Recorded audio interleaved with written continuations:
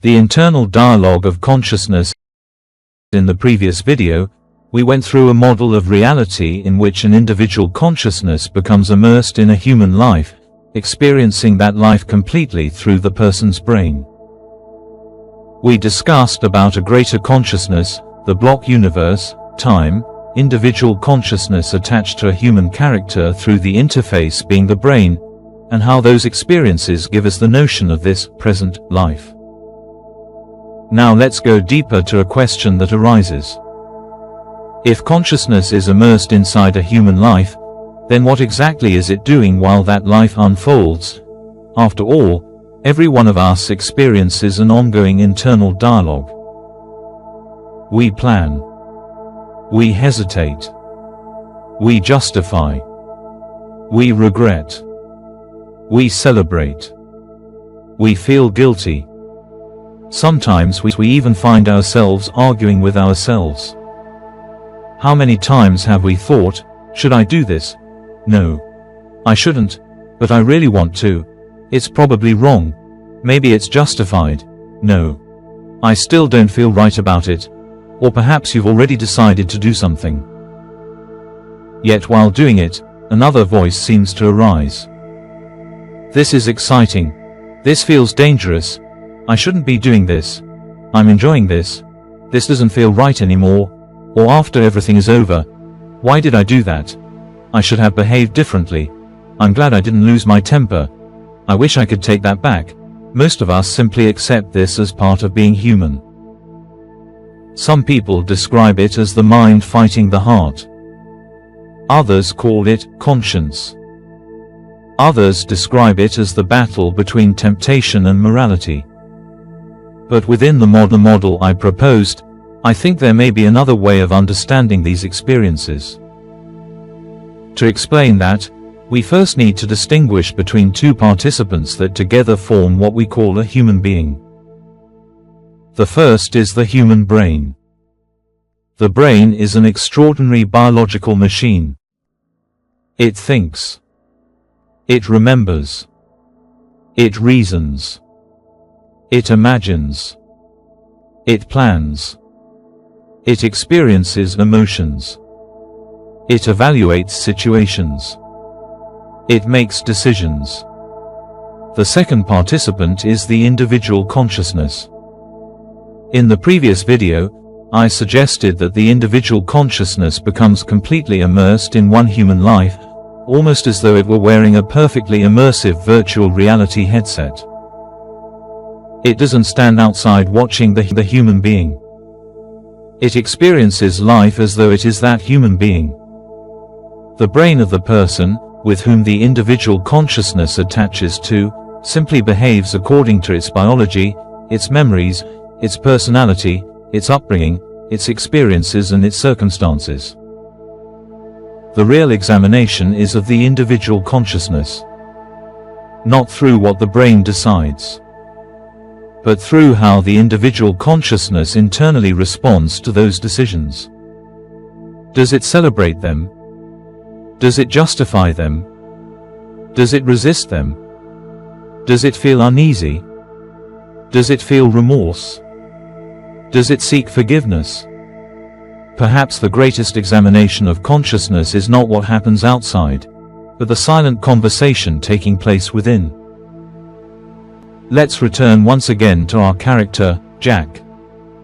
So earlier we spoke about the internal dialogue that the individual consciousness has while experiencing Jack's life.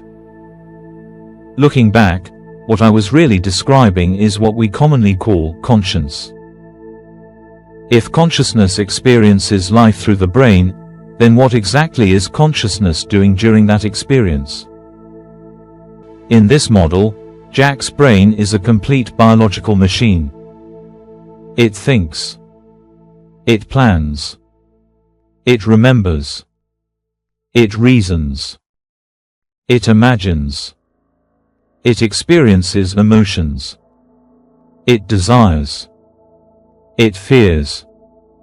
It becomes angry. It becomes joyful. It decides. The individual consciousness does not replace Jack's brain. Instead, it experiences Jack's life from within. While immersed in Jack's life, the individual consciousness also has its own internal moral dialogue about Jack's thoughts, decisions and actions. This is important because, in this model, the examination is not of Jack's brain. The examination is of the individual consciousness. Jack simply provides the situations. The individual consciousness reveals itself through how it responds internally to those situations.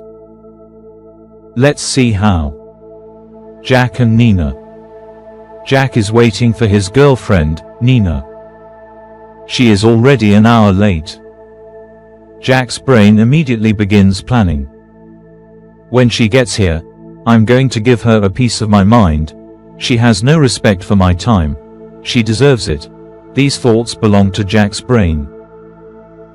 At the same time, the individual consciousness begins experiencing its own internal reaction. No, this doesn't feel right. Maybe she's genuinely delayed. Perhaps I shouldn't react like this. Jack finally sees Nina. He shouts at her. Now something interesting happens. Jack's brain begins calming down. But the individual consciousness may begin an entirely different dialogue. Why did I do that? She didn't deserve that. I hurt someone who loves me. I wish I hadn't reacted like that. Oh God, forgive me. Notice something. The shouting has already happened. Nothing can change it. The examination now is not of Jack's action. The examination is of the individual consciousness. Did it feel remorse? Did it recognize that something beautiful was damaged? Did it seek forgiveness? Or did it justify everything? Imagine another possibility. Jack shouts. The individual consciousness says, she deserved every word. I'd do exactly the same again. I feel absolutely nothing. The external action is identical. The internal consciousness is completely different. Perhaps that is what is really being examined. The wallet. Now imagine Jack walking through a park. He notices a wallet lying on a bench. Nobody is around. Jack's brain immediately begins reasoning. Nobody will ever know. No, I could really use this money. It's just lying here. At exactly the same time, the individual consciousness experiences another dialogue. This isn't yours. Someone may desperately need it back. Taking it would be wrong. Jack ignores the feeling. He takes the wallet. The story doesn't end there. Now comes the real examination. The individual consciousness may begin saying, I hate what I've just done. This isn't who I want to be. I should return it. Please forgive me. Or, it may begin justifying everything. They were careless. I deserve this more than they do. I'm glad I took it. Once again, Jack performed exactly the same external action.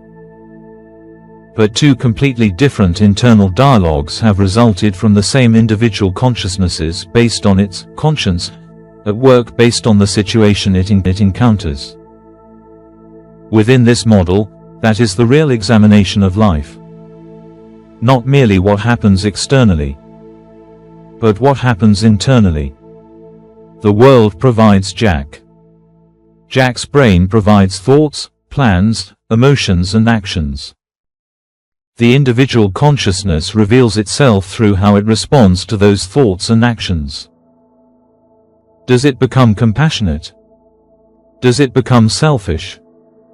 Does it justify cruelty? Does it feel remorse? Does it ask for forgiveness? Does it learn? Perhaps the purpose of the human experience is not simply to observe life. It is to discover who the individual consciousness truly becomes while living it. And when the experience finally ends, perhaps what returns to the greater consciousness is not merely a record of what Jack did, but the complete moral journey of the individual consciousness that lived through Jack. Within this model, conscience is not something separate from consciousness.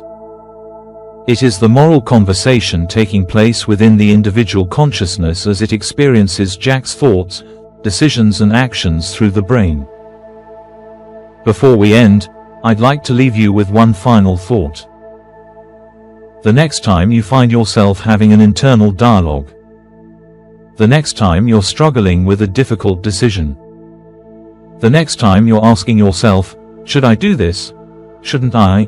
Or perhaps after you've already done something, and you find yourself justifying it, or regretting it, or feeling guilty about something you said or did years ago, or perhaps you're still unable to forgive yourself. Don't be too quick to dismiss those moments. Within the model I've proposed, perhaps that silent conversation is the most important conversation you'll ever have.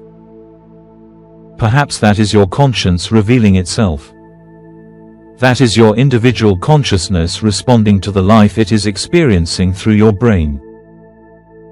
If that's true, then don't ignore it.